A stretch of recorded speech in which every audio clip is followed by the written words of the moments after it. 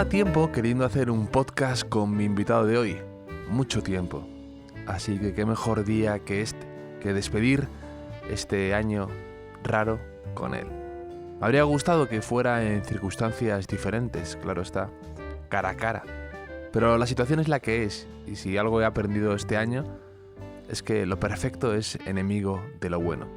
Hay que saber jugar con las cartas que te han tocado.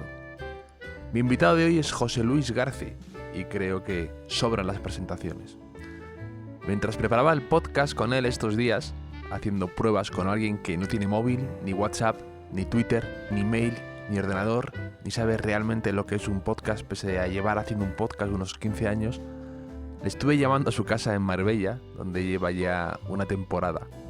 Uno de estos días me hablaba del frío, porque Garci es como las mejores personas que conozco, un buen friolero. Hablamos de que Marbella es un poco como Los Ángeles, con esas serpenteantes carreteras, la luz, esas sinuosas cuestas con vegetación a los lados, la dependencia del coche y ese clima algo cambiante. Y hablando del tema me dijo algo de Perdición, una de sus películas favoritas de Billy Wilder. A veces el crimen huele a madre selva. Esto me hizo pensar que este año, este 2020, ha sido como la escena final de Perdición, esa película de Billy Wilder que Garci considera una catedral del cine. Disparan al protagonista, a Walter Neff. Tranquilos, esto no es un spoiler de una película de 1944, esto se sabe desde el principio. Y va al despacho de su jefe y amigo, se está desangrando, pero bueno, como se desangraban antes, impecable, de traje, con abrigo y sombrero. Su amigo quiere pedirle una ambulancia, pero él se niega, quiere cruzar la frontera y escapar. Necesita solo 4 horas. Su amigo le dice que así no llegará ni al ascensor. Walter repone, bueno, eso lo dirás tú, y sale andando.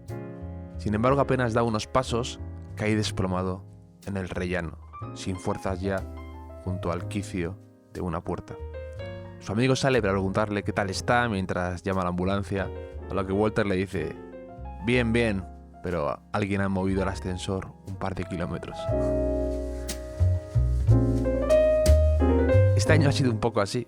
Cuando me preguntan qué tal ando, digo que bien, bien, razonablemente bien, pero siento que alguien ha movido el ascensor un par de kilómetros. Todo cuesta un poco, tan cerca y tan lejos todo. Pero nosotros lograremos cruzar la frontera. Solo necesitamos unas horas. Pero si a Garci le sobran las presentaciones, creo que a este 2020 le sobran las despedidas.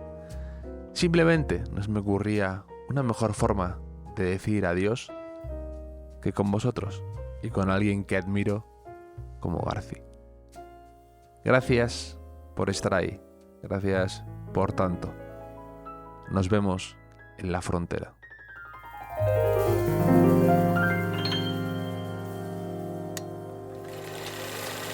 Necesito 4 horas para llegar a donde voy. Tú no vas a ningún sitio. Seguro que sí. Voy a cruzar la frontera. No tienes ni una posibilidad. Vale la pena intentarlo. Jamás llegarás a la frontera. Eso es lo que crees tú. Ya lo verás. No llegarás ni siquiera al ascensor. Adiós, Chris. ¿Cómo va eso, Walter? Bien. Pero alguien se ha llevado el ascensor a 2 kilómetros de aquí.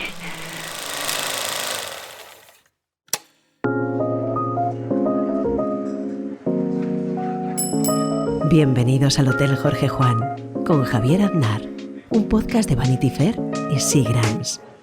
Tenemos hoy de invitado a José Luis Garci, célebre director de cine y gran escritor además, que acaba de publicar un nuevo libro, Películas malas e infravalorados, que me hace mucha gracia porque comentas en el libro que a veces la gente sale del cine diciendo es una película muy mala o una tontería, pero te ríes, ¿no? Y parece como que a veces hacemos de menos a ese tipo de películas. Para empezar, a las comedias, que siempre están muy poco consideradas, ¿no? Sí, bueno, y los westerns, las películas de ciencia ficción, los peplums, las películas estas de la antigüedad, como se decía. Bueno, depende.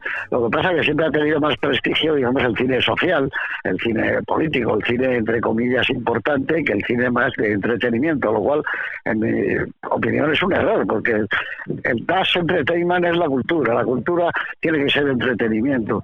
Si no te entretiene una obra de teatro, una novela, un cuadro, si no ves algo realmente que te entretiene, es mal asunto, vamos por mal camino. Entonces yo creo que el glorioso género de Das Entertainment, de estos entretenimiento, pues corresponde realmente al arte, y dentro del arte, por supuesto, el cine, que es una de las artes mayores. Además, me hizo gracia, estaba leyéndolo, y consideras a un gran infravalorado, y con justicia creo que le pones en el libro, a Cary Grant, porque consideras que no se le valoró como se debía en su época, ¿no? Con solo una nominación a los Oscars, creo. Sí, solo una, por Un corazón en peligro, la película que dirigió Clifford Odets, el chico maravilla del teatro americano de los años 30. Clifford Odets hizo una película especial, que era esta, donde Cary Grant fue nominado, y la que hacía de su madre, que era el Barrymore, ganó el Oscar.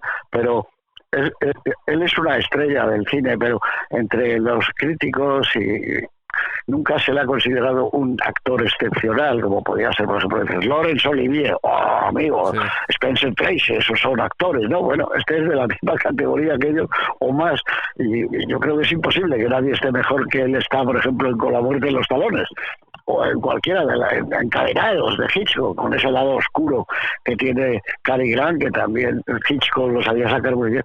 En cambio, pues sí, buen actor de comedia, un actor ligero, divertido. No, pero a mí me parece que es uno de los más grandes actores que ha dado nunca el cine. En cambio no es considerado como actor, ¿no? Así que, claro, en ese sentido es infravalorado. Que además Con la muerte de los talones es casi tan joven como la madre que la actriz que hace de su madre, es casi tan joven como ella. No, la madre era más joven. Sí. La que hace de su madre era más joven, la actriz.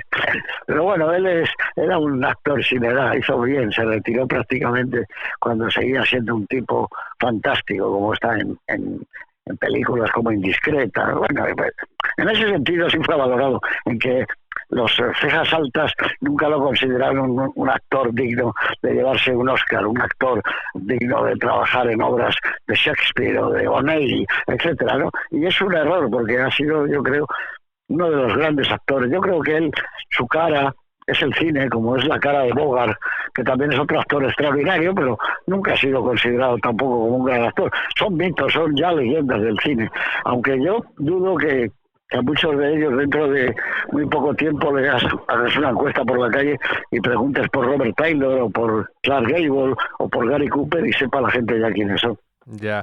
De hecho, el otro día estaba leyendo una entrevista antigua de Woody Allen que hablaba de que él había hecho una película con Hugh Jackman y decía, Hugh Jackman creo que va a ser el siguiente Cary Grant, pero se ha quedado un poco por el camino, ¿no?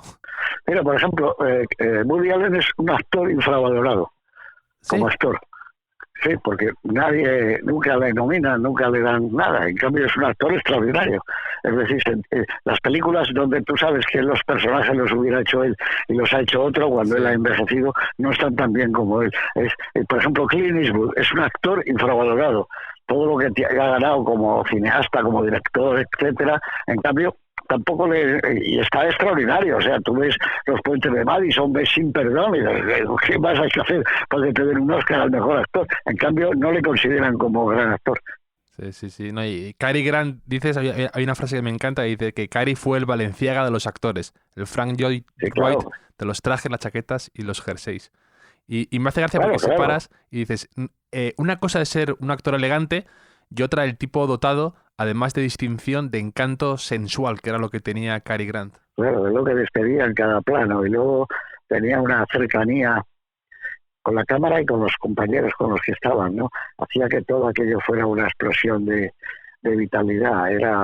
Era un actor increíble, y ya te digo, con un lado oscuro y siniestro que lo suelen tener mucho la gente inglesa, sobre todo los londinenses, aunque él no era londinense, pero luego fue un buen Cockney, él también, ¿no? Esa cosa que tenía Charlot, Chaplin, que la tenía el pintor Turner, que la tenía Dickens, que la tenía Hitchcock. Esos tipos tienen un lado oscuro muy difícil de penetrar. Misterioso e impenetrable, ¿no? Como además marcado un poco, tú lo dices, por el egoísmo a veces, por cierto narcisismo. Una especie de descontrol que tienen. A veces el Jekyll y Hyde, ellos son Hyde y Hyde solo. Y hablas de estas películas que, entre comillas, malas, ¿no? Que nos dejan una extraña sensación entre alegre nostalgia y jubilosa melancolía. También, aquí, ¿qué más películas de ese tipo nos podemos encontrar que tú, entre comillas, lo de malas, ¿no? Sí, bueno, claro, son muchas. Yo al final le hago una relación enorme, pero claro, el tema es, inventemos por malo. Si a mí hay una cosa que dicen que es mala pero no me aburre, me gusta. Si hay una cosa que es muy buena y que está reconocida y tiene premios y ha ido a festivales y ha ganado todo tipo de galardones, pero me aburre, para mí no es buena. Es decir, que hay mucho cine aburrido, ¿no? También que tiene una gran, como diría yo, solera y que tiene una gran capa de trascendencia y de importancia. Pero claro, lo peor que puede hacer alguien es aburrir, ¿no? Eso no tiene ningún fundamento. Entonces hay muchas películas que las ves y que no aguantan. El paso del tiempo ha sido demoledor con ellas. En cambio ves una película B, sin pretensiones, un western de los años 40 o 50 y de repente dices, qué bien, que me gusta el paisaje, me gusta la sencillez con la que está rodada, cómo cabalgan, etcétera, no sé, y de repente te vas dando cuenta que en esa historia sencilla pues hay algo que te está alegrando en esas horas, ese tiempo que la estás viendo. Eso es una maravilla, ¿no? Entonces, pues hago la comparación al principio como con las chicas, ¿no? Hay chicas malas que cuando te lo han dicho todo el mundo y cuando estás con ellas empiezas a ver que no son tan malas como creía la gente. Y al contrario, unas chicas o unas mujeres que todo el mundo dice que son estupendas, pero realmente a lo mejor no son tan estupendas, son aburridas, no son sinceras, a pesar de que sean en principio como más guapas o mejores. O sea, eso es igual que el cine. De hecho, bueno, yo a ti te debo descubrimientos como The Tour, que me parece un peliculón de esas sí, claro, que tú catalogarías como B, ¿no? Hecha con un presupuesto sí, muy escaso, súper corta, y es entretenida, tiene todos los elementos, pasión, violencia, traición, tiene muchas cosas que te hacen emocionarte y dura apenas 1 hora y poco. Y es una... Sí, la iba a rodar en 15 o 17 días, se la hizo. Pero esa es una maravilla, es una de las películas negras mejores, es como la catedral, una de las catedrales del cine negro. Y qué bien soporta el tiempo, porque es lo que tú dices, que hay películas que yo considero... que luego viene la prueba del tiempo. Claro, que considero que son hijas de un momento determinado, de una moda, y mueren enseguida, sí. y quedan anticuadas y quedan pasadas de moda. Es mucho más difícil, por ejemplo, es muy difícil que envejezca una novela negra que una novela social. Una novela de Chandler, de James Cain, de Dashiell Hammett, de Chester Himes. Es muy difícil que envejezca, y en cambio una novela de índole social, incluso de escritores conocidos, pues se les ve, se descomponen mucho antes, ¿no? ¿Por qué? Por eso, porque están trabajando en eso que se llama un género menor, un género sin pretensiones, y que realmente con una enorme humildad están reflejando una serie de emociones y de sentimientos sin buscar la trascendencia, ¿no? Me hace gracia que hablas de estas películas entre comillas malas y dices que son películas algunas que quisiste más que a tus tías de Gijón. Sí, algunas sí, claro, algunos familiares. Hay películas que forman parte de tu vida, ¿no? Eso no tiene ninguna duda, son tu vida, forman parte, como algunos libros que has leído, ¿no? Al final uno es las películas que ha visto, los libros que ha leído, la pintura, la música que ha escuchado, todo eso al final conforman un poco tu personalidad y eres un poco una mezcla de todas esas cosas. Entonces hay películas, no sé, Casablanca, Lo que el viento se llevó, son películas que a mí me han, no sé, películas de John Ford, de Billy Wilder, de Macarey, que para mí son tan cercanas como esos familiares que ves de vez en cuando, ¿no? De hecho, te iba a comentar que ahora que estamos despidiendo este año, que ha sido un poco duro, malo, sí, no le podemos poner un 10 a este año, la verdad. Hay un artículo tuyo, que para mí es de mis favoritísimos, que se llama Los mejores años de nuestra vida, que ganó un premio, además, creo, Sí. el premio Puerta de Oro, creo, del mejor Sí, de cuento. relato, es un premio de relato de cuentos, sí. Y hablas de tu infancia y de un vecino que se llamaba Gervasio, que pues al pobre se le Se le muere la madre. se le muere su madre, efectivamente, y tú le quieres decir muchas cosas por esa amistad de pequeño, de toda la vida, y solo te sale decirle que si va a ver contigo la película Magnolia, ¿no? Y que Sí, sale sí. el Mississippi y todo esto. Y me gusta mucho cómo retratas ahí el cine como evasión, como un momento para desconectar y para entregarte, digamos, a una felicidad cuando las cosas vienen mal dadas. Y me acordaba mucho de este texto tuyo, sobre todo hablando de este año que ha sido tan feo, tan malo, tan complicado. Si sigues viendo el cine como ese refugio, ¿no? Para estos momentos complicados. Sí, bueno, no es solo un refugio, es como un libro, como, pues eso, como pues te pones música. Ahora tú dices, pues me voy a poner, yo qué sé, las variaciones Goldberg, ¿no? De Glenn Gould, pues estupendo, pero te pones una película, pero fíjate el fútbol, a mí yo le doy gracias a Dios por el fútbol, ha sido fantástico, aunque fuera sin gente, pero bueno, tenías un partido al día siguiente y otro, y bueno, y ha sido bueno para vencer esto, porque llega un momento que no puedes caer en que esto sea el día de la marmota, todos los días van siendo iguales cuando hay ese confinamiento, ¿no? Pero bueno, no lo sé, yo lo que creo es eso, que ha habido durante un tiempo una dictadura de la crítica, de la aristocracia crítica, donde ellos han elegido quién valía y quién no valía. Entonces ha pasado el tiempo y te vas dando cuenta de que muchas películas que han merecido todos los elogios del mundo pues no estaban a la altura de las que han quedado sepultadas, olvidadas, porque no merecieron ese reconocimiento. Entonces es injusto y lo ha pasado a actores, a cineastas, a actrices, mujeres maravillosas, y entonces la idea era eso, es decir, películas malas. Luego me di cuenta que quizá tenía que haberlo titulado entre interrogaciones, ¿no? Películas malas, pero bueno, ya lo dejé así y dije, venga, es igual, películas malas hay infravalorados.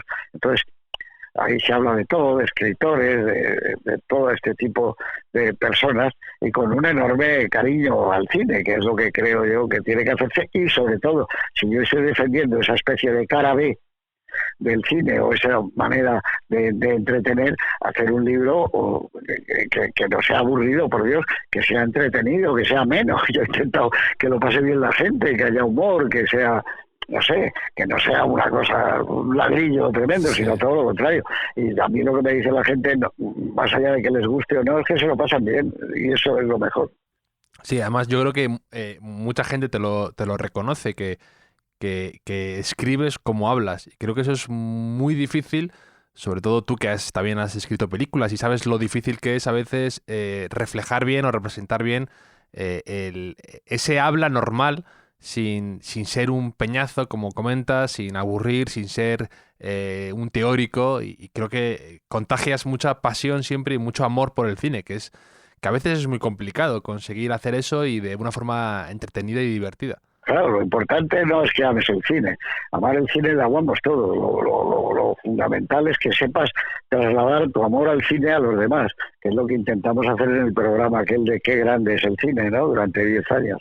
Y que la gente descubriera, pero con un lenguaje natural, no con palabras mágicas, técnicas, científicas e inexplicables. Sí. El cine, las películas, los directores, que tuvieran un acercamiento real. Y yo creo que de todo lo que yo he podido hacer a lo largo de mi vida, pues de lo que más orgulloso estoy es eso, que de repente te encuentras a alguien en cualquier ciudad y te dice, oye, ¿sabes que yo descubrí tal película gracias al programa y no sé qué? Otro que ha empezado, yo decidí dedicarme al cine por el programa. Pues eso es lo mejor que me ha podido ocurrir a mí nunca. No, hombre, sin duda. De hecho, a mí me ocurrió yo descubrí, entre comillas, el cine un día que estaba en San Sebastián y en la habitación del hotel con mi tío y pusisteis El diablo sobre ruedas de Steven Spielberg. Ah, claro. Y luego, Claro. en la charla posterior, el coloquio, analizando un poco pues esas metáforas que usaba, esa Sí, sí. película tan rara, cómo me la explicabais, y yo siendo pequeño me cambió la forma de ver el cine y las películas y de acercarme a ellas y de entenderlas. Y eso es muy especial conseguir eso en un niño y en una, Tú en eres una de San persona. Sebastián. No, de Santander, pero estaba en San Sebastián Ah, con mi ya, familia ya.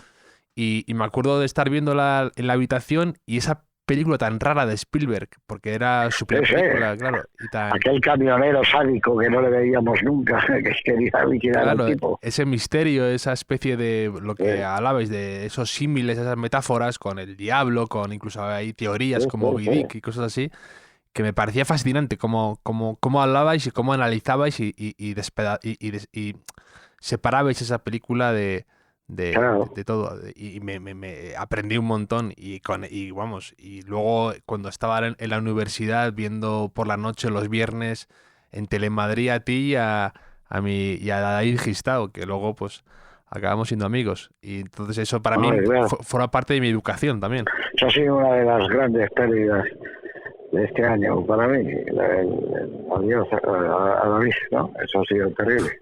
Terrible, terrible. Y además eso, yo me acuerdo de encontrármelo por la calle muchas veces, o quedar con él a tomar café y siempre hablando tan bien de ti, con tanto cariño. La verdad es Es que nos que queríamos mucho. sí, sí, sí. No, Nos queríamos mucho, ¿eh? Ya sabes, yo soy el padrino de su hijo Dante y seguimos en contacto con Romy y todo, pero que ha sí, sido tan palo, tan duro, que nos va a costar mucho el volver a, no sé, a echar. ¿Qué hubiera dicho David? ¿Qué hubiera escrito en este tiempo que estamos viviendo? Qué siempre. pena no poder ver lo que hubiera dicho. Sí. David, como yo le llamaba, David. De hecho, bueno, el otro día estaba leyendo una entrevista a Billy Wilder de esta colección que acaban de sacar de Paris Review y decían Sí. que él tenía una placa en su despacho cuando escribía que decía, ¿Cómo lo haría Lubitsch, no? efectivamente, cómo lo haría Lubitsch. Y yo pensaba que yo siempre he tenido, cuando escribo, pensaba qué haría o qué diría David, ¿no? Sí, claro. Y porque sí me ha sido para mí un espejo donde mirarme, la verdad. Y tú, esa placa, ¿tú a quién tendrías como director o como alguien que ha Yo, hecho tanto cine? Sí, ¿tú a quién tendrías? pues tú lo acabas de decir, a Billy Wilder. Sí, ¿no? ¿Cómo lo haría? ¿Cómo lo escribiría? ¿Cómo plantearía esto Billy Wilder? Yo creo que es mi director, más o menos. Ya tengo muchos, ¿no? Sí, claro. Hitchcock, John Ford, McCarthy, Howard Hawks, Fritz Lang, pero Billy Wilder es el más cercano porque empezó escribiendo como yo, luego pasó a dirigir como yo, forma parte de esos escritores, directores que a mí me gustan mucho, Mankiewicz, que claro, Preston Sturges, pero Billy Wilder siempre ha sido muy cercano, me gusta su humor afilado y me gusta esa especie de contención que tiene para que no se sepa que es un romántico tremendo como lo es, porque lo es, y en fin, soy un fan de muchas de sus películas que me gusta y las veo continuamente. Cada vez ha crecido mucho, pero ahí tienes el ejemplo. Billy Wilder era infravalorado, le llamaban oportunista, ¿no? Nunca verías que le ponían bien los críticos, luego tuvieron que pedir disculpas todos, hasta Truffaut, ¿no? Porque lo trataron muy mal. ¿Por qué? Porque tenía éxito, porque sus películas iban bien y entonces no sabían reconocer. Y bueno, yo creo que ha sido uno de los grandes, por supuesto el mejor guionista que ha dado el cine, el escritor de películas mejor que ha habido. Lo que es tremendo es que él huyera del Holocausto y que su familia muriera ahí, saliendo de Austria, y el tipo acabara trabajando en cine y ganando premios con comedias. Es que es una vida tan rocambolesca, ¿no? Y tan paradójica, alguien que escapa del horror y acaba triunfando escribiendo de algo aparentemente ligero o aparentemente frívolo, como las comedias, cuando realmente sus comedias siempre han sido de una profundidad, de una carga, muchas veces, eso, infravalorada, ¿no? Bueno, también ha escrito dramas tremendos. El Gran Carnaval es una maravilla, ¿no? Sunset Boulevard es estupendo. Ha escrito películas bastante duras. Perdición es otra de las obras maestras del cine, ¿no? El mundo del alcoholismo en la vida, ¿cómo se llamaba la película de Ray Milland, que gana. Sí. Es que la vi Día sin huella, la vi otro día, de hecho. Eso, Día sin huella. Día sin huella. De los Weekend. Pero que una persona que ha visto el horror tan de cerca y que luego haga películas tan entretenidas y sin renunciar al humor y sin dar esa carga a veces de yo he pasado por esto tan horroroso y voy a castigaros con ladrillos o con tal, sino siempre de una forma tan amena y tan divertida. Me parece pues que tiene de un talento desmesurado el de Billy Wilder, la verdad. Sí, bueno, tuvo un buen maestro. Lubitsch era un genio de la comedia, era uno de los hombres, no sé, comparables ¿qué te diría yo? A Molière. Sí. Era un genio y aprendió mucho del oficio de cómo se escribía, lo que luego se llamaría el toque Lubitsch, es decir, lo inesperado. Siempre crees que vas a recibir un tipo de información, ¿no? Y es inesperado lo que recibes. En una situación sale por otro lado. Todo eso lo aprende de Lubitsch, que era un genio también, ¿no? Pero bueno, son los dos igual de genios. Y que decía en esta entrevista de Paris Review que se le ocurrían todas las buenas ideas a Lubitsch en el cuarto de baño. Sí, no, que ellos pensaban, lo contaba él, que cuando ya no podían más, decía Lubitsch, voy un momento al baño. Cuando venía, se le había ocurrido. Ellos pensaban que tenía un guionista contratado en el baño y que iba a preguntarle y se lo decía. Así es, esa es una buena... Sí, hay muchas entrevistas de Billy Wilder. La de Paris Review es una que está sacada de un libro, de los muchos libros que hay sobre Billy Wilder que han salido ya. Pero eran muy buenas entrevistas, sí. Lo del cuarto de baño me recuerda un poco, o hay un pequeño guiño, ¿no? En Sesión Continua, tu película, ¿no? Cuando Bódalo, para mí un gran actor infravalorado también, te diré, cuando va continuamente al cuarto de baño, ¿no? Y vuelve con alguna idea o algún comentario, algún apunte a Jesús Puente y Adolfo Marsillac. Sí, eso es, de alguna manera es un mínimo homenaje a eso que decía Billy Wilder. Sí, pero esa película, Sesión Continua, a mí me parece quizá no es de las que más hablan de las tuyas, y a mí me encanta porque, bueno, es una continua homenaje al cine. Es la que más me gustaba a Gistau. Mira, tú me has citado a David, era la película favorita mía de David. Pues me alegra. Y bueno, fue nominada al Oscar. Esa película estuvo en un tris de ganarlo porque aquel año estuvo muy disputado y tal, pero bueno, lo de siempre, unas veces te va bien y otras te va mal. Pero bueno, es una película que tuvo bastante aceptación allí y que gustó mucho. Bueno, es una película sobre la cinefilia, ¿no? Y a mí también me parece una película que está bien, pero no tuvo ningún reconocimiento aquí, para nada. Todas las películas que se hablan sobre el cine no tienen mucho éxito, dicen. Pero bueno. Ya, son demasiado meta, ¿no? Quizá, pero a mí esta me encanta además ese personaje que habla con su padre, que ya no está, pero me parece muy bonito esa forma de... Y además es muy... Creo que está muy bien reflejado el mundo creativo, ¿no? Como dos guionistas trabajan, pues como era Billy Wilder con Raymond Chandler, aunque no se soportaran, claro. Aquí se aguantaban mejor. Y luego tiene muchísimo humor cuando le llaman por teléfono el amigo al otro para comentarle un giro de guión y su mujer le dice, toma, es Stanley Kubrick. ¿No? Me hace muchísima gracia, como esa especie de humor ácido del mundo de la creación en el cine y de escribir. A fin de cuentas, escribir es tan solitario que a veces es bonito verlo en pantalla. Los guiones hay que escribirlos en pareja. Yo siempre los he escrito en pareja, o con Horacio Valcárcel o con Sinde, pero es mucho mejor y siempre metes ese tipo de vivencias y de experiencias, ¿no? Que tienes, porque llegas a conocer a la persona con la que escribes mucho mejor que cualquier relación sentimental que puedas tener en tu vida, porque estás años, por ejemplo, con Horacio fueron 30 años juntos, o sea, escribiendo, o sea, imagínate. Hay una escena también muy graciosa en esa película que estás en una terraza, están los protagonistas en una terraza y están hablando de matar al ministro, ¿no? Hay que matar al ministro, que es el protagonista de la película, y sale un señor mayor escandalizado pensando que están hablando de la vida real, ¿no? Y digo, pero eso fue real. Eso es una anécdota de verdad que vivimos Horacio y yo. Eso no, por desgracia, no está inventado, ¿verdad? Estábamos escribiendo y no me acuerdo qué estábamos haciendo, pues eso, hablando del guión. Lo mejor sería liquidarlo y tal, y no sé qué. ¿Cómo? Bueno, vamos a buscar. Y había una señora, en vez de ponerle nosotros el señor, que pidió la cuenta y se fue. Y al rato dijimos, no, coño, estaba debido pensar que somos dos terroristas, porque nos ha oído tan serios, estamos charlando esta mañana aquí, y eso fue real, eso pasó de verdad.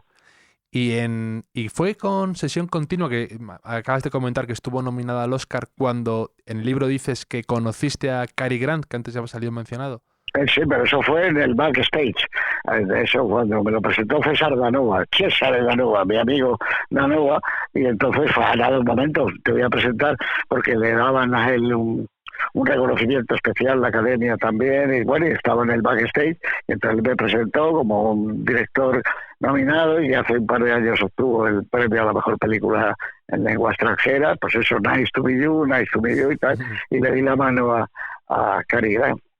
Como cuento yo, nada, 20 segundos, sí, pero para mí fue inolvidable. Exacto, inolvidable. Cuentas que fue inolvidable. Creo que eso dice mucho de ti, que tú que has ganado un Oscar, que has dirigido películas, que encontrarte con una persona con la que tú has compartido muchas horas de cine y que lo valores tanto, es muy bonito. Cine. Sí.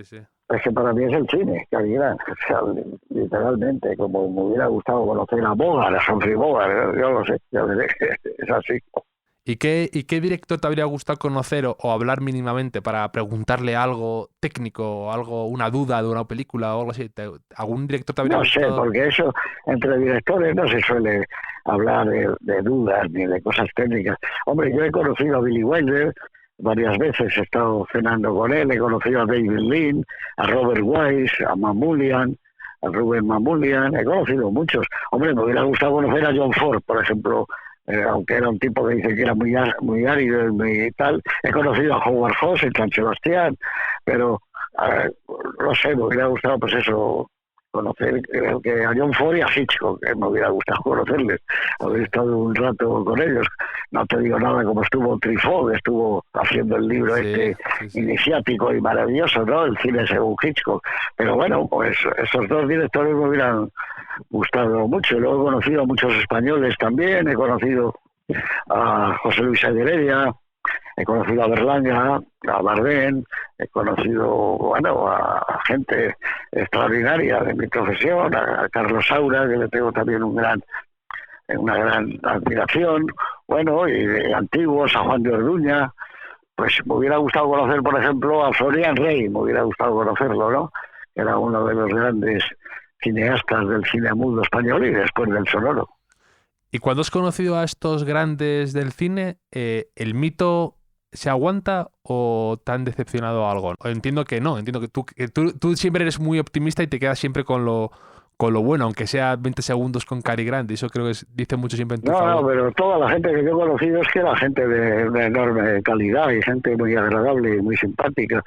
En esas comidas que organizaba la Academia de Hollywood para dar la bienvenida a los directores extranjeros nominados, toda la gente era muy agradable. Richard Brooks, recuerdo ahora, todo el mundo era muy muy agradable. Sidney Franklin, todo el mundo era estupendo y no sé, y luego pues otro tipo de directores como David Lean, que había trabajado mucho en España y conocía amigos comunes, teníamos Gil Parrondo, etcétera, ¿no? Pues estupendo también, ¿no? Se producía una relación extraordinaria, ¿no? Entre colegas de otros países, pero que tenemos mucho más que ver entre nosotros. Es decir, yo tengo mucho más que ver que con Kurosawa, si tuviera más que ver que con un dentista de Logroño. Sí, con un dentista de Logroño que me satisface y es estupendo y tal, pero no tengo nada en común. Pero con Kurosawa, aunque sea en japonés, tengo mucho que ver. Claro. Eso es así.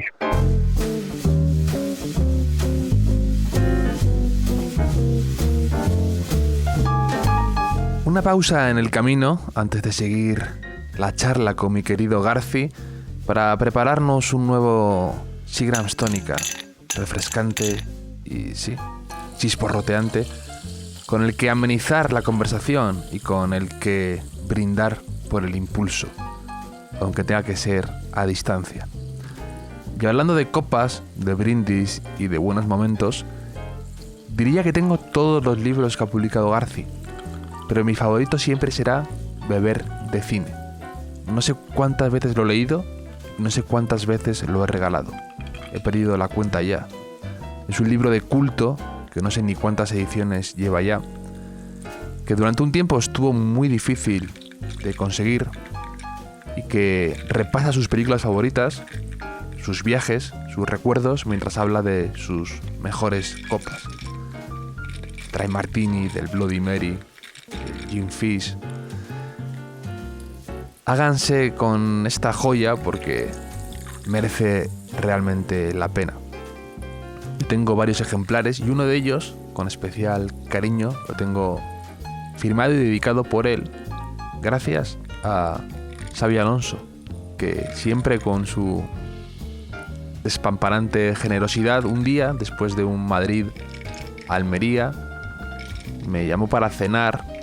Estaba él con Cristao y con Garci, con más amigos, y Garci le había llevado este ejemplar para él, y conocedor de que era uno de mis libros favoritos, y Garci, una persona a la que tengo especial admiración, pues le dijo que me lo dedicara a mí y me regaló ese ejemplar, así, sin muchos aspavientos, como él pasa jugando al fútbol, rápido y a un toque. Y me quedé con ese libro sin ningún tipo de miramientos ni de disculpas. Me lo llevé encantado, dedicado con él, que pone: para Javier, con mi amistad y por las copas que nos esperan, José Luis García. Y lo tengo ahí en una especie de rincón especial de mi biblioteca, porque este libro me ha hecho pasar excelentes momentos y guardo muy buenos recuerdos de cosas que he aprendido con él y que he compartido con algunos de mis mejores amigos.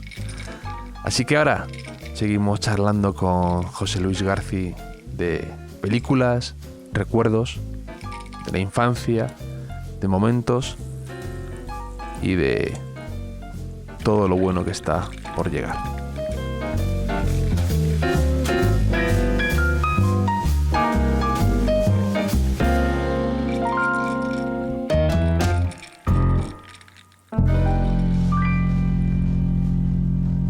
Pues si te parece, te voy a hacer el cuestionario Proust, que es la tradición que... Bueno, encantado. Que pues vamos a por el cuestionario Proust, a ver qué me preguntas. La primera pregunta es: ¿cuál es tu idea de felicidad perfecta? Bueno, no es una sola idea, es el recuperarte, como digo yo, de una enfermedad despacio, que vas encontrándote mejor, el que te digan sí, de repente cuando lo esperabas, una caricia inesperada. No sé, son muchas sensaciones, ¿no? Que ahora mismo es difícil que se me ocurran todas, pero eso de lo que te he dicho tiene mucho que ver con la felicidad, la llegada del verano. Una noche no te das cuenta y de repente están las ventanas abiertas de tu casa, hay un clima cálido, un poco incluso sensual, y es que está entrando el verano y de repente es como si rejuvenecieras, no lo sé. De hecho, bueno, tú has comentado una vez, y de hecho fue tu discurso cuando te dieron el Mariano de Cavia, ¿no? Que dices que la felicidad es una ráfaga. Eso me encanta. Sí, una ráfaga. Es una ráfaga. Pasa enseguida y te pilla siempre desprevenido. Es un instante apenas, ¿no? Sí, es una ráfaga. Es eso, que estás y de repente te dicen sí. Amigo, eso no lo esperabas por nada del mundo, ese sí. Eso es felicidad. También en el libro comentas que el futuro viene a cámara rápida, ¿no? Que cuando te quieres dar cuenta ya está aquí. Ya se ha acabado, sí.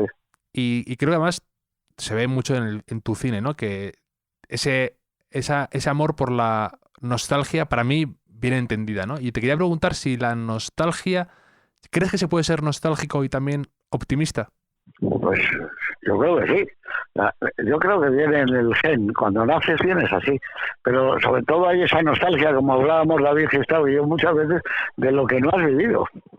Hay una nostalgia heredada de no se sabe qué o quién, y tienes nostalgia de lo que no has vivido, de una época determinada, de haber vivido en un tiempo que está muy lejano al tuyo, yo qué sé, los años 40, haber vivido en Nueva York, y haber trabajado en un periódico en Nueva York, y haber ido a ver los combates de boxeos en el Garden o al Yankee Stadium, no sé qué, y tienes nostalgia de una manera de vestir, de una manera de ser, y no lo has vivido, pero sí. Hay una especie de nostalgia también, yo no he vivido. De hecho, para mí hay una de mis escenas favoritas de todo tu filmografía, te diré que es una que es en el Crack, que le están afeitando a Alfredo Landa y está hablando con el barbero. Entonces le dice a Alfredo Landa que le cuente otra vez la historia del combate un combate de Rocky Marciano creo que es, y el otro se empieza a enredar con los detalles y le cuenta cómo fue aquella noche en el Madison Square Garden y Nueva York y la estación de Pensilvania, y cuando termina le dice a Alfredo Landa, además con una cara de ternura impresionante, le dice, y yo que creo que tú nunca has estado en Estados Unidos, en América, en Nueva York, y esa conexión de la nostalgia por lo no vivido, ¿no? Lo que tú dices, que el otro le cuenta, es un cuento, una historia que le quiere contar de lo que él no ha vivido y le habría gustado vivir. Y eso también me parece, esa escena me parece muy conmovedora y además es una pequeña, por así decirlo, carta de amor a Nueva York, a ese ambiente americano que a ti tanto te ha encantado siempre. Sí, claro. Un viaje pendiente que tengas. A Australia, a Sydney. Es el único sitio que me gusta. A ver la ópera de Luton, a ver la ópera de Sydney. No sé, desde niño casi me ha impresionado aquella cosa extendida en la bahía de Sydney, y creo que es uno de los, no sé, de los monumentos, edificaciones, no sé cómo llamarlo, que más me han impresionado. Lo he visto en fotos, lo he visto en el cine, lo he visto en muchos sitios, pero me gustaría verlo en persona. Es uno de tus arquitectos favoritos, ¿no? Hudson, con Alto, ¿no? Sí, También. Hudson. Sí. Fíjate, se le fue el presupuesto, bueno, le quitaron la obra, volvió, sí. Pero es una maravilla. Yo todo lo que veo ahora es como si estuviera influido por él. Yo veo el Guggenheim de Bilbao, por ejemplo, y que son como palomitas de papel de plata, pero es como si viniera de ahí todo de Hudson, me parece, ¿no? ¿Cuál es tu mayor miedo? Siempre tienes miedo a las enfermedades tuyas y de la gente que está contigo, ¿no? Y pues eso, a la desaparición de los seres queridos y eso, porque ya cuando tienes has vivido ya muchas películas, ya sabes que el trabajo y todas estas cosas, pues va y viene y tal, pero lo otro es lo que agarra de verdad en uno, ¿no? Y es eso, el sufrimiento y la desaparición de las personas que quieres. Un color que te encante y un color con el que quedarte. Bueno, el color, es que quedarse con uno, yo soy un hombre del Technicolor. No, del Technicolor. Yo soy un hombre del Technicolor, de las tres bandas. Entonces me gusta el rojo bote de Coca-Cola. El bote de Coca-Cola, el rojo del bote de Coca-Cola. Me gusta el azul de los cielos de la película del ladrón de Bagdad, que eran como añiles, como eso que tenía mi madre para lavar la ropa, el añil. Y el verde, me gusta el verde de la hierba del estadio del Molinón de Gijón. Esos colores me encantan, esos tres colores son extraordinarios, ¿no? Y por supuesto el amarillo de que tienen algunas pelotas de tenis, es un amarillo muy bonito, ¿no? Me encanta, ¿no? Hay el color amarillo que lo va dando el sol y lo va cambiando y lo lleva a naranja, etcétera, ¿no? Me gusta mucho, ¿no? Esos cuatro colores me encantan.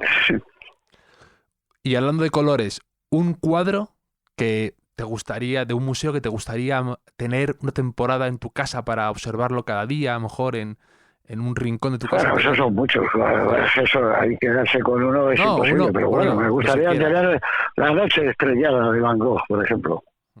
Me gustaría tenerle una temporada, pero también el de Hopper, el de Edward Hopper, de la chica que se llama New York Movie, me parece que se llama, la acomodadora del cine. Sí. Es una maravilla, ¿no? Pero bueno, es muy difícil. También me gustaría tener un cuadro de Vermeer. Claro. Sí. Es muy difícil todo. Y tener, no sé, yo he tenido siempre mucho gusto por la pintura, porque mi padre pintaba y siempre me ha hablado mucho desde niño de pintura, ¿no? Entonces, no sé, tenemos la suerte de tener en España, en Madrid, el Museo del Prado, y claro, ahora no estamos más o menos confinados, pero poder ir a ver una vez al mes las meninas con esa luz convaleciente que hizo Velázquez, pues es una verdadera privilegio, ¿no? Ver los fusilamientos del 3 de mayo, es algo increíble, ¿no? tener la suerte esa que tenemos aquí los madrileños. De hecho, has mencionado a tu padre y te dijo algo que yo creo que es muy, muy inteligente, que era eso de no emborracharte de cuadros, ¿no? El ir a un museo claro, y no querer ver todo. Sí, eso me pasó solo una vez en la vida con Hopper en Nueva York. Joder, además hacía un frío tremendo y ya me puse malo de borrachera de colores y me puse malo de que había cogido un frío con el aire acondicionado. Pero es verdad, yo siempre lo he seguido, salvo en esa ocasión. Hay que ver 6, 7 cuadros en un museo, nada más, que calculo que son pues por lo menos casi un par de horas, que cada uno te va a llevar 15 minutos más o menos, y ver eso, y luego volver al día siguiente. Pero él me lo dijo, nunca, como esa gente que trata de ver todo en una tarde, es imposible. Si te pones a ver el Jardín de las Delicias del Bosco, bueno, solo puedes ver ese cuadro a lo largo de 2 horas. Necesitas 2 horas para ver el cuadro del Bosco, ¿no? Pero en fin. Sí, esa obsesión por querer abarcar todo el Prado en una tarde y hacer el check, ¿no? Hacer el visto. Sí, claro. Sí, o el MoMA. Yo me acuerdo cuando la primera vez que vi el Guernica de Picasso, estaba en una sala solo en el MoMA. Subías la primera planta y ahí estaba, antes había un helicóptero colgado y esto, te hablo del año 1972. Y yo me senté a ver el y la verdad sigo pensando lo mismo, es como un cartel más que un cuadro. Creo que es un cartel. Un cartel en blanco y negro, muy bonito, muy impactante, pero yo no diría que es un cuadro, como otro, por ejemplo, la señorita d'Aviñón sí creo que es un cuadro de Picasso, pero este creo que es un cartel, pero en fin, bueno. ¿Un lugar para escribir que te guste especialmente? Bueno, nunca he tenido lugares para escribir, siempre escribo donde estoy, y como ahora últimamente ya escribo a mano, muy poco a máquina, pues entonces me da igual. ¿Has retirado a tu Olimpia Mónica? No, sí la tengo, pero escribo cada vez menos porque no sé, cuando trato de, si se me ocurre algo y a veces se me ocurre menos, joder, lo apunto enseguida en un papel. Si tengo que volver a la máquina, meter el papel, darle al rodillo, ya se me ha ido. Entonces, no sé, escribo en la Mónica, claro, por supuesto, en la Olimpia, pero no sé, donde me pilla. No tengo esa cosa de escritor, un despacho donde escribe el escritor. No tengo un sitio fijo. Sobre la marcha, y además, ¿no? Me da igual, que esté en Madrid, que esté aquí, que esté en la oficina, en Nickelodeon, me da igual, donde esté escribo y ya está. No tengo problema. Y puedes escribir rodeado de gente, ¿no? Porque yo te he leído crónicas. Depende, hay veces que sí. Sí, hay veces que sí, porque estás como desconectado, puedes estar en medio de un rodaje, en un cambio de luces o un cambio de decorado, etcétera, y bueno, te pones a escribir porque te aíslas, sabes que es el ruido normal. A lo mejor, en cambio, estás en un sitio tranquilo y de repente suena alguien una cortadora de césped o algo, y eso te influye, depende también. Sí. ¿Cuál fue la primera película que viste 2 veces en el cine? Que tuviste que volver para entender o porque te había gustado tanto y querías volver otra vez a ver eso, que te había cautivado. Bueno, no sé, yo creo que muchas, porque a lo mejor iba a pasar incluso ir al cine a las 4 de la tarde el sábado y luego volver por la noche con mis padres. O sea, que la veía 2 veces y a veces hasta 3 veces. Pero... no sé, eso es que no es el ejemplo de una, serían docenas. Quo Vadis la veía muchas veces, por ejemplo, en una semana la vi 3 veces, Quo Vadis, pero muchísimas películas que te diría yo, cuando me gustaba una, además la volví a coger en el circuito, la ponían en el Salamanca y luego en el Ibiza y luego a lo mejor en el Tivoli, o sea que eran mucho. A mí cuando me ha gustado una película, me gustaba volver a verla, porque además es como si ya supiera lo que iba a ver, pero de repente siempre me confundía el ritmo, ¿no? Ya, ahora sale esto, ¿no? Y antes salía otro plano. Ahí iba aprendiendo bastante de lo que es esto del cine, ¿no? De cómo un plano sigue a otro plano. Porque ten en cuenta que yo no estudié en la escuela de cine. Yo nunca estudié cine. Yo fui un autodidacta en ese aspecto. Yo ni pasé por ser ayudante de dirección ni nada. Yo me metí a rodar el primer corto donde no había actores, que era el de una cosa que hice de fútbol, el segundo que era de montaje, que lo de Marilyn, y el tercero yo sí con actores, gente acobardada. Entonces, yo no tenía muy claro, pero bueno, poco a poco el oficio sí se aprende enseguida. Otra cosa es, o sea, como digo yo, hacer una película, filmar una película es fácil, ahora crear una buena historia ya es más complicado. Sí, totalmente. Un cine predilecto, ahora que pues están pasando una temporada complicada, un cine que no sea en España, a lo mejor, que ya sé, el de Narváez te encanta, el ¿Un Tívoli, cine cómo? un cine que tengas un recuerdo especial por la pantalla, por el ambiente, por que vieras una película especial en Pues otro lugar. el cine del Samuel Goldwyn de la Academia de Hollywood, el Samuel Goldwyn Theater, el cine de Samuel Goldwyn, yo creo que es el cine mejor que he visto en mi vida, con mejor proyección y mejor sonido. Luego me ha gustado mucho de España, por ejemplo, el Palacio de la Música de Madrid. En Nueva York, el Radio City Music Hall, siempre me ha parecido un cine extraordinario, fantástico. Te metías ahí, era la máquina del tiempo, estabas en otra época, la época dorada del cine, de los años donde los cines eran catedrales auténticas, ¿no? Hay un el cine ese en el que viste Forrest Gump y tuviste que escapar. Sí, bueno, eso es en el Coronet. Eso estaba ahí en la Tercera Avenida. Son los gemelos, Baronet y Coronet. Y ahí tuve, bueno, otra vez fui a comprar un jersey. Salí y me fui ahí a frente. A Bloomingdale. ¿Cómo se llamaba? A Bloomingdale. Sí, es que antes detrás estaba Antares Alexander, pero no era Bloomingdale, es Blooming. Sí, y me compré un jersey así grueso de 8, y eso, joder. Pero la gente no paraba de toser luego. Yo creo que se pusieron malos todos. ¿Dónde te tomarías el dry martini perfecto? Tú que eres un gran defensor del cuchillo líquido. Cuchillo líquido no, cuchillo disuelto. El cuchillo disuelto, perdón. Lo llamaba Manolo Alcántara. Bueno, me los he tomado. Me he tomado con Gistau, con Alcántara, con Landa, con mi amigo David Geiler, que acaba de fallecer, por eso ahora hace 2 días. Me he tomado muchos con gente extraordinaria. Ahora los tomo por teléfono.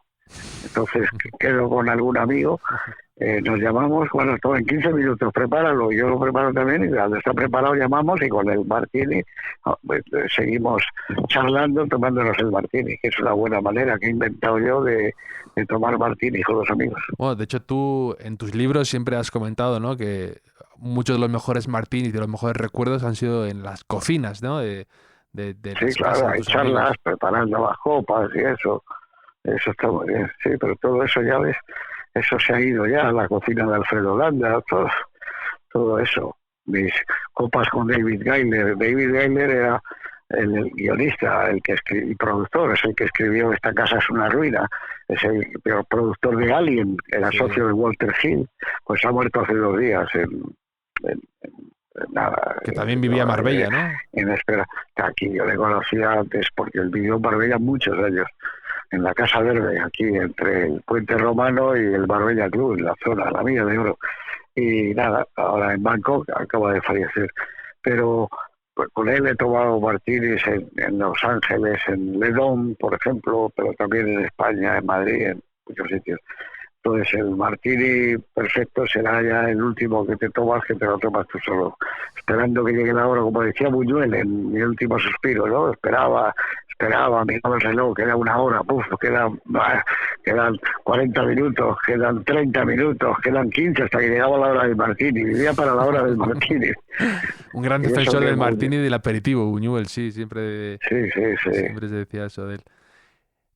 Películas, ya que hemos hablado de infravaloradas, ¿para ti alguna sobrevalorada o algún director o actor incluso que te parezca algo sobrevalorado? Creo, te he leído alguna vez que no te emociona tanto, por ejemplo, el Scorsese de los años 80, ¿no? Que te parece un poco una etapa suya menos buena. Yo creo que a Scorsese le ha faltado, aunque digan, la obra maestra que ha tenido, por ejemplo, de su generación, por ejemplo, Coppola, con el Padrino 1 y el Padrino 2. Él no lo tiene, eso es muy difícil de tenerlo. Y ha habido otros compañeros suyos también, más o menos de su época, de su edad, de su generación, como por ejemplo Spielberg con la lista Schindler, ¿no? O tiene obras rotundas. A él yo creo que le ha faltado, aunque tiene películas extraordinarias, ¿no? Pero le ha faltado un poco eso. Y algunas de sus películas Walter Hill las ha hecho igual de bien, Brian De Palma también igual de bien. Ahora, yo le tengo un enorme cariño y admiración como cinéfilo. Creo que él, Bogdanovich, Truffaut, joder, han hecho, miremos el cine también como de otra manera todos, ¿no? Que el cine era algo mucho más importante que ver una película. Y en esos Scorsese ha sido fantástico. Y a ti que te gusta mucho y has escrito mucho en hoteles, ¿cuál dirías tu hotel favorito o que tengas un gran recuerdo de un hotel? El Hotel de la Reconquista de Oviedo, donde he vivido, si lo juntáramos, muchísimos meses, porque todos los rodajes del Abuelo, de las películas que hace el Abuelo son muchas semanas, de Luz de Domingo, de Historia de un beso, de, bueno, antes también, de la serie Historia del otro lado, bueno, no sé, yo creo que es un hotel donde es verdad que me sentía como en mi casa, me querían, yo notaba que me querían, me trataban muy bien y bueno, yo me he sentido muy bien. Era un hotel estupendo. En los otros que he estado no he podido estar tanto tiempo. Recuerdo con mucho cariño las veces que he estado, que han sido bastantes.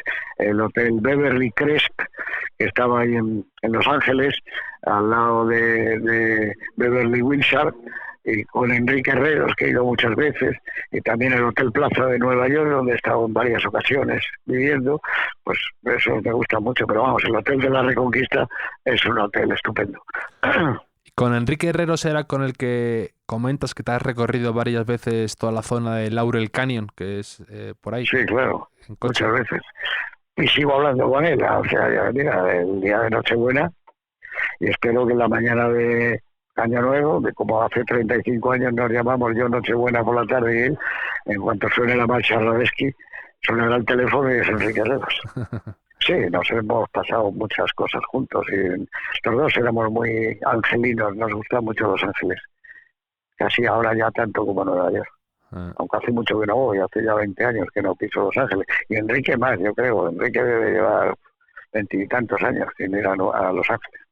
Ya, pero esa ciudad, esos viajes se te quedan grabados y sabes que ya, aunque vuelvas a Los Ángeles o a Nueva York o a cualquier otra ciudad, no va a ser igual que ese Los Ángeles que tú conociste y tú viviste, ¿no? Que se queda grabado. Hombre, nada es igual. Supongo que la gente que viene a Madrid y que ha estado hace 10 años nota que Madrid ha cambiado. Todo está cambiando. A lo mejor el que cambia es uno, pero en teoría parece que cambian los demás y que cambian las cosas. Evidentemente más en Nueva York, es una ciudad mutante, Mutant City, es Newton City, ¿no? Donde había un Barnes & Noble, ahora hay un museo, yo qué sé, eso cambia mucho esa ciudad. Pero bueno, en esencia sigue siendo la misma, esa ciudad que Woody Allen ha logrado hacer como una especie de capital del mundo occidental.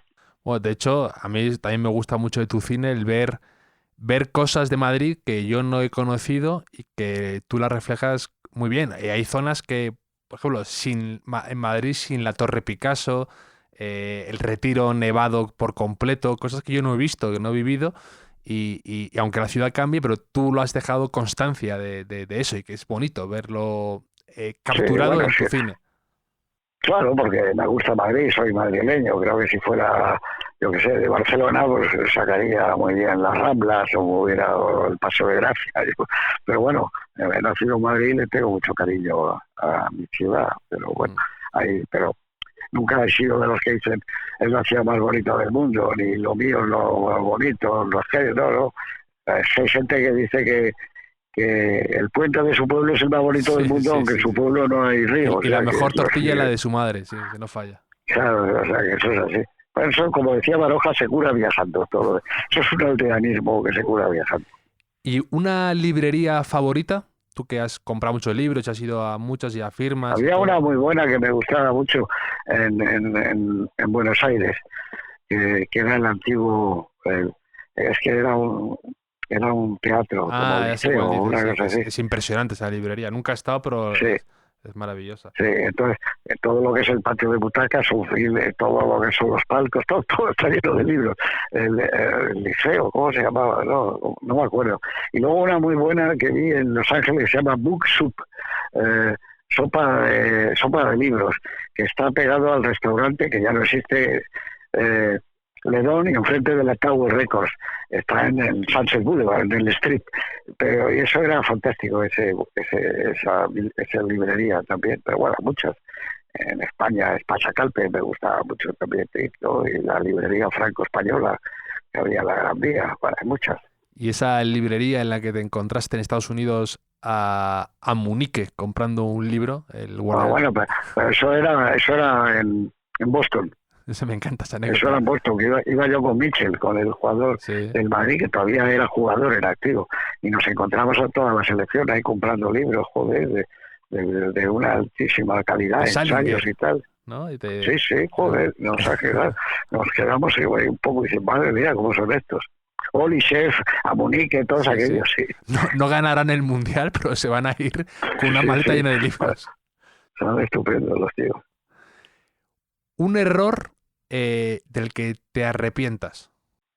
Pues el no haber ido como debía a las clases del Mango Institute a aprender inglés, en vez de meterme en los billares callados y recorrer la Gran Vía, meterme en los sótanos y eso, porque hubiera aprendido el inglés, y no como lo hablo yo, como eso, I'm very happy to be here again y esas cosas, pero no le saqué partido. Y fíjate que me lo decía mi padre, es más importante que una carrera, saber bien el inglés, sí, pero nada, yo ya hacía el vago, faltaba clases continuamente y claro, por eso no lo leo, pero no he podido hablarlo. En tu último libro comentas precisamente que cada vez te acuerdas más de tus padres, ¿no? Que es... Sí, claro, según van pasando los años, yo creo que eso le pasa a todo el mundo. Y es más, te transformas en tu padre. Yo me noto gestos y digo, uy, ¿esto qué he hecho si no hacía mi padre? Sí. O me miro un momento en el espejo después de la ducha y digo, tengo el pelo como lo tenéis, como se le quedaba a mi padre.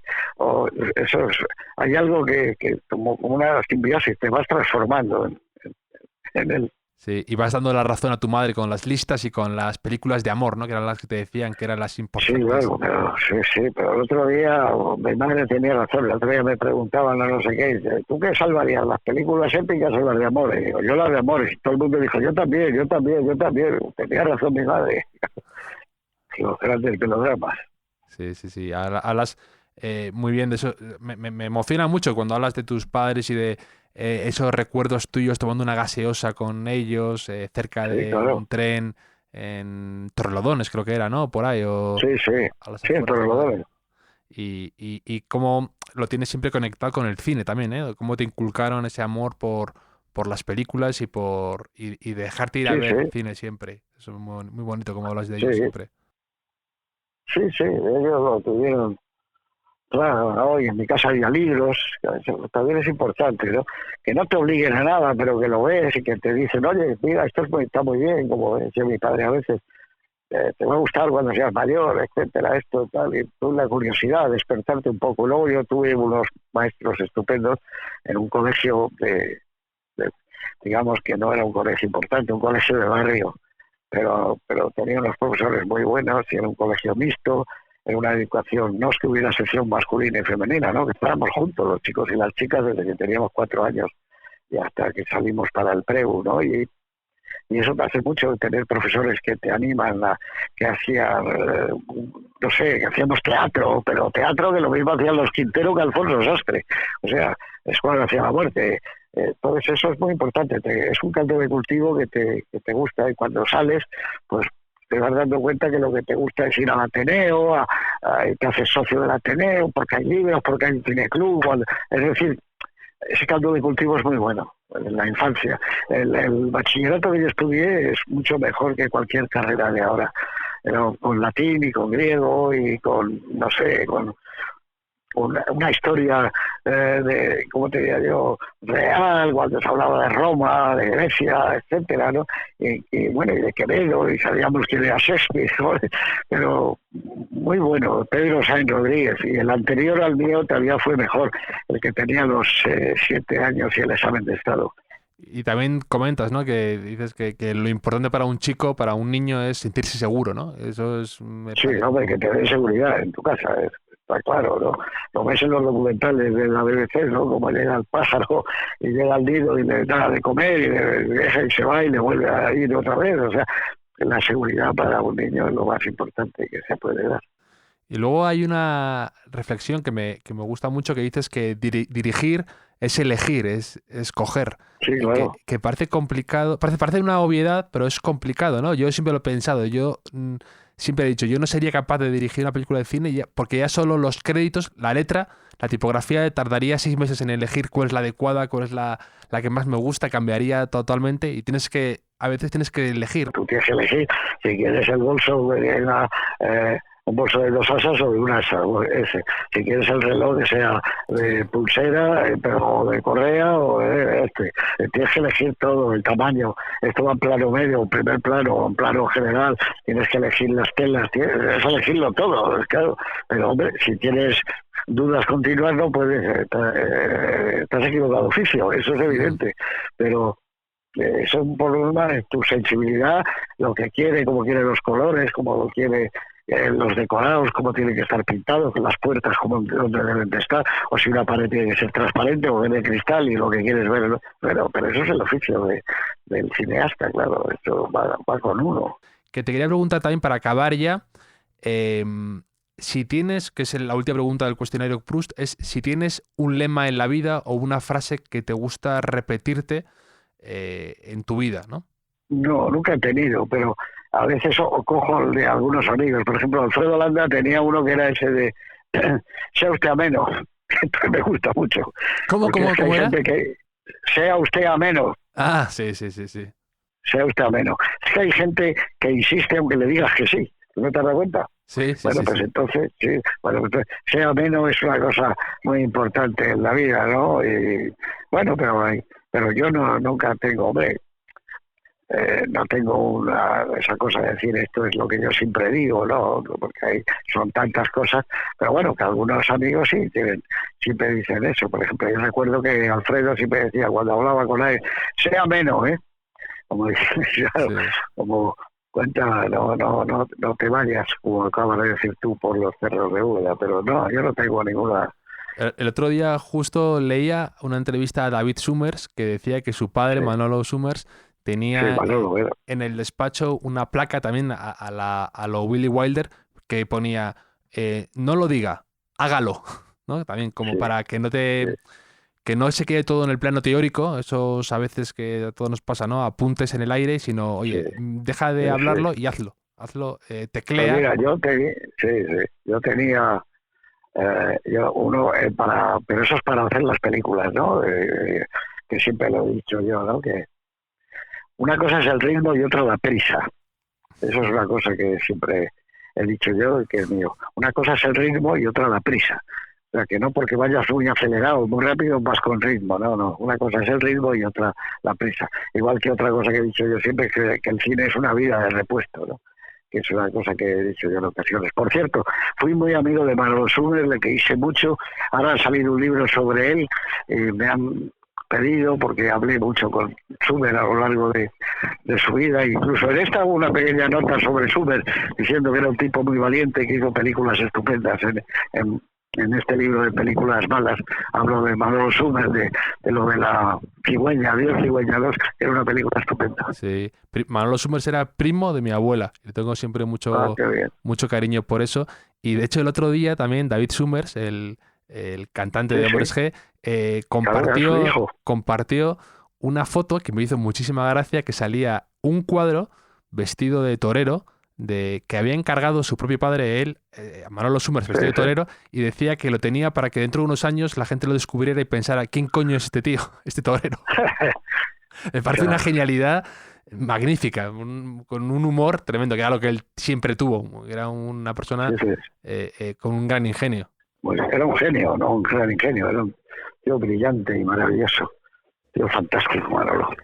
Pues oye, José Luis... Bueno, señorito, ¿te ha quedado bien o no? Me ha quedado fenomenal, me ha encantado poder charlar contigo y compartir esta... Y ¿ves? Y sin prisa, te has dado cuenta, ¿no? Que es lo que yo te digo. Efectivamente. Sin prisa, tranquilitos. Estupendísimo, José Luis, ¿vale? Bueno, y nos une una cosa muy importante que es David, no lo olvides. Sí, no. Y nos va a unir siempre. Lo tengo Y siempre nos va a unir David. muy presente y el otro día estuve Sí, con señor. sus hermanas Sí. cenando y todo esto, y la verdad es que pues deja un hueco enorme como era él. Nada, sí, señor. Pero vamos, que lo mejor que podemos hacer es mantenerle siempre en el recuerdo, ¿no? Y Sí, por compartirnos. supuesto, y siempre seguirá vivo. Ahora va a sacar ahora, justo en febrero, van a sacar un libro con sus artículos y con Ya, sus tal, sí. y tengo muchísimas ganas ya de tener esa recopilación en mis manos. Muy bien. Vale, José Bueno, Luis, Mr. Aznar. pues un placer charlar contigo. Mr. Aznar. Sí. Estamos en contacto por cuando quieras, ¿de acuerdo? Genial, ¿vale? Ha Muy sido un gracias. placer. Venga, Igualmente. Hasta gracias luego. por todo. Gracias. Hasta luego.